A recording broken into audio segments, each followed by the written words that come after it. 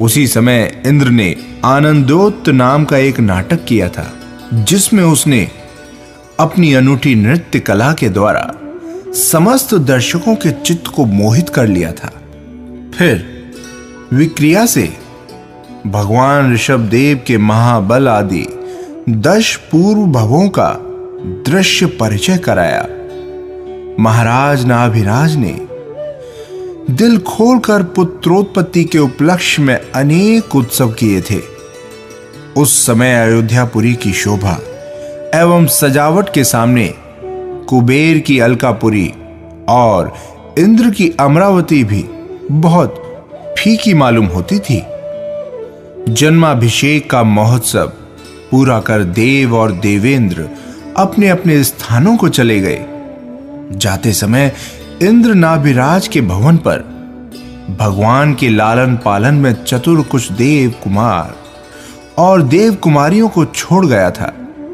वे देव कुमार विक्रिया से अनेक रूप बनाकर भगवान का मनोरंजन करते थे और देव कुमारियां तरह तरह के उत्तम पदार्थों से उनका लालन पालन करती थी।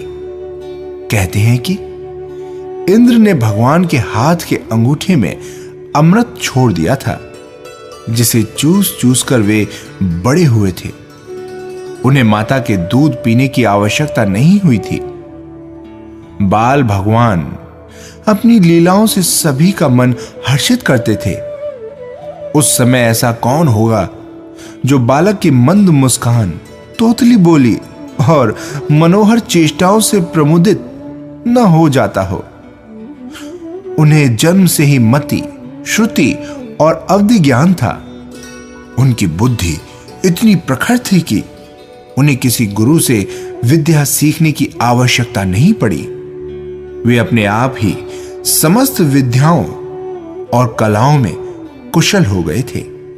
उनके अद्भुत पांडित्य के सामने अच्छे अच्छे विद्वानों को अपना अभिमान छोड़ देना पड़ा था। वे कभी विद्वान मित्रों के साथ कोमल कांत पदावली के द्वारा कविता की रचना करते थे, कभी अलंकार शास्त्र की चर्चा करते थे, कभी तरह तरह की पहेलियों के द्वारा मन बहलाया करते थे, तो कभी न्याय शास्त्र की चर्चा से अभिमानी वादियों का मान भंग करते थे, कभी सुंदर संगीत सुधा का पान करते थे, कभी मयूर, तोता, हंस, सारस आदि पक्षियों की मनोहर चेष्टाएं देख देख कर प्रसन्न होते थे, कभी आए हुए प्रजाजनों से मधुर वार्तालाप करते थे, कभी हाथी पर सवार होकर नदी, नद, तालाब, बगीचा आदि की सैर करते थे और कभी ऊंचे ऊंचे पहाड़ों की चोटियों पर चढ़कर प्रकृति की शोभा देखते थे। इस प्रकार राजकुमार वृषभनाथ के सुखपूर्वक कुमार काल व्यतीत कर तरुण अवस्था में पदार्पण किया। उस समय उनके शरीर की शोभा तप्त कांचन की तरह बहुत ही भली मालूम होती थी। उनका शरीर नंद्यावर्त आदि 108 लक्षण और मसूरिका आदि 900 व्यंजनों से विभूषित था। उनका रुधिर दूध के समान श्वेत था। शस्त्र, पाषाण, धूप, सर्दी, वर्षा, विष, अग्नि, कंटक आदि कोई भी वस्तुएं उन्हें कष्ट नहीं पहुंचा सकती थीं। उनके शरीर से फूले हुए कमल सी सुगंध निकलती थी। युवावस्था ने उनके अंग प्रत्यंग में अपूर्व शोभा ला दी थी। यदि आप कवियों की वाणी को केवल कल्पना न समझते हो तो मैं कहूंगा कि उस समय निशा नायक चंद्रमा अपने कलंक को दूर करने के लिए भगवान का मुख बन गया था और उसकी स्त्री निशा अपना दोषा नाम हटाने के लिए उनके केश बन गई थी। यदि ऐसा न हुआ होता तो वहां उत्पन्न अर्थात नयन कुमुद और उत्तम श्री यानी अंधकार की शोभा तथा उत्कृष्ट शोभा कहां से आती, क्योंकि उत्पलों की शोभा चंद्रमा के रहते हुए और अंधकार की शोभा रात के रहते हुए ही होती है। उनके गले में 3 रेखाएं थीं, जिनसे मालूम होता था कि वो गला तीनों लोकों में सबसे सुंदर है। गले की सुंदर आभा देखकर बेचारे शंख से न रहा गया और वो पराजित होकर समुद्र में डूब मरा। कोई कहते हैं कि उनका वक्ष स्थल मोक्ष स्थान था, क्योंकि वहां पर शुद्ध दोष रहित मुक्ता यानी मोती तथा मुक्त जीव विद्यमान थे। और कोई कहते हैं कि उनका वक्ष स्थल हिमालय पर्वत था, क्योंकि उस पर मुक्ताहार रूपी गंगा का प्रभाव पड़ रहा था।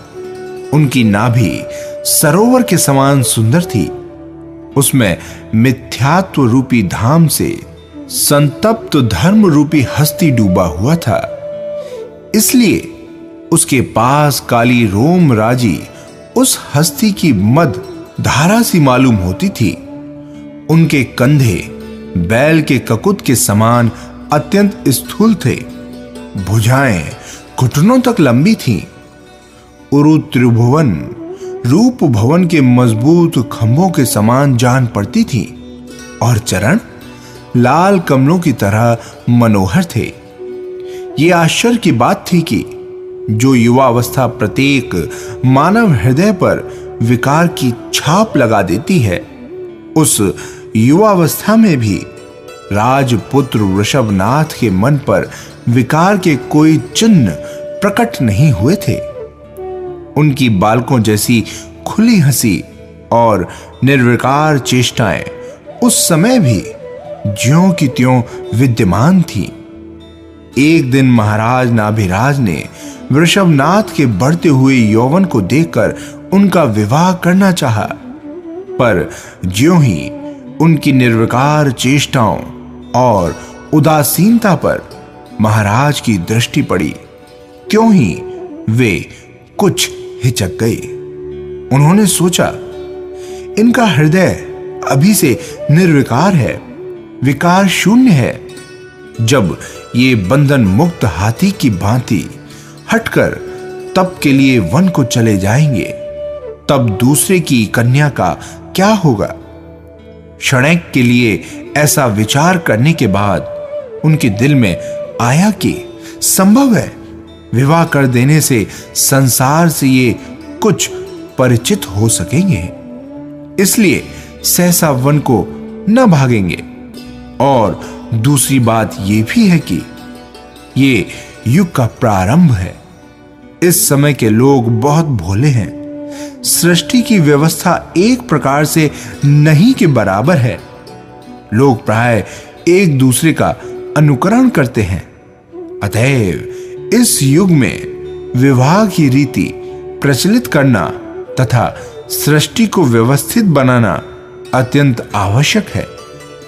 संभव है जब तक इनकी काल संधि यानी तप करने के योग्य समय की प्राप्ति नहीं आई है, तब तक ये विवाह संबंध स्वीकार कर भी लेंगे। ऐसा सोचकर एक समय पिता नाभिराज वृषभनाथ के पास गए। वृषभनाथ ने पिता का उचित सत्कार किया। कुछ समय ठहरकर नाभिराज ने कहा, हे त्रिभुवनपते, यद्यपि मैं समझता हूं कि आप स्वयंभू हैं, अपने आप ही उत्पन्न हुए हैं। मैं आपकी उत्पत्ति में केवल उसी प्रकार निमित्त मात्र हूं जिस प्रकार सूर्य की उत्पत्ति में उदयाचल होता है। तथापि निमित्त मात्र की अपेक्षा में आपका पिता हूं, इसलिए मेरी आज्ञा का पालन करना आपका कर्तव्य है। मुझे आशा है कि आप जैसे उत्तम पुत्र गुरुजनों की बातों का उल्लंघन नहीं करेंगे।